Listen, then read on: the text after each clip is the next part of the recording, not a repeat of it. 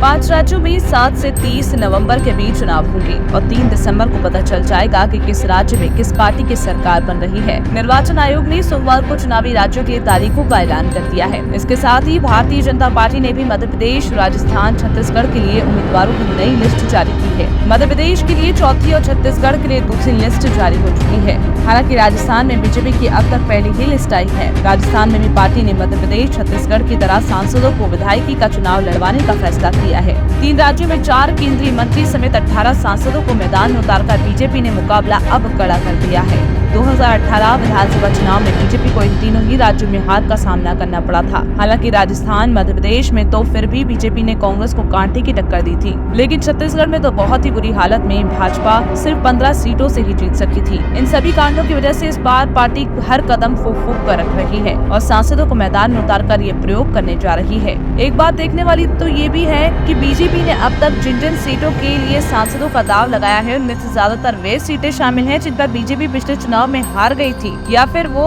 सीटें हैं जहां बीजेपी की स्थिति बेहद खराब तरीके से नजर आई थी। आइए अब जान लेते हैं कि बीजेपी ने किस सांसद को किस राज्य में कौन सी सीट से मैदान में उतारा है। बीजेपी ने सोमवार को राजस्थान में 41 उम्मीदवारों की पहली लिस्ट जारी की। इसमें 39 वो सीटें हैं जिन पर बीजेपी पिछले चुनाव में हार गई थी। सिर्फ एक ही सीट पर बीजेपी का विधायक है, जबकि एक वो सीट है जिस पर उपचुनाव में बीजेपी को हार का सामना करना पड़ा था। बीजेपी सांसद नरेंद्र कुमार के लोकसभा चुनाव जीतने के बाद ये सीट खाली हो गई थी। किस सांसद को कहां से उतारा गया है, चलिए ये भी आपको बताते हैं। दिया कुमारी को विद्याधर नगर, भागीरथ चौधरी को किशनगढ़, किरोड़ी लाल मीणा सवाई माधोपुर, देवी पटेल संचोर, नरेंद्र कुमार मंडावा, राजवर्धन राठौर छोटवारा, बाबा बालकनाथ तिजारा।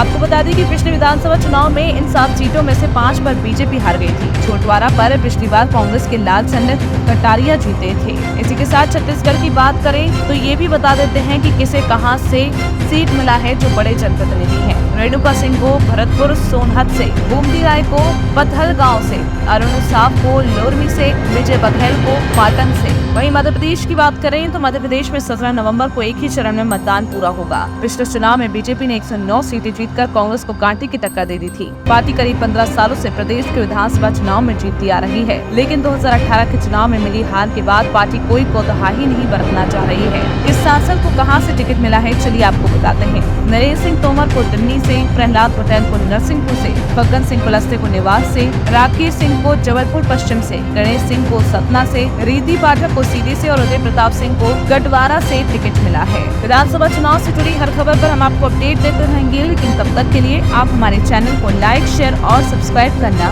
ना भूलें।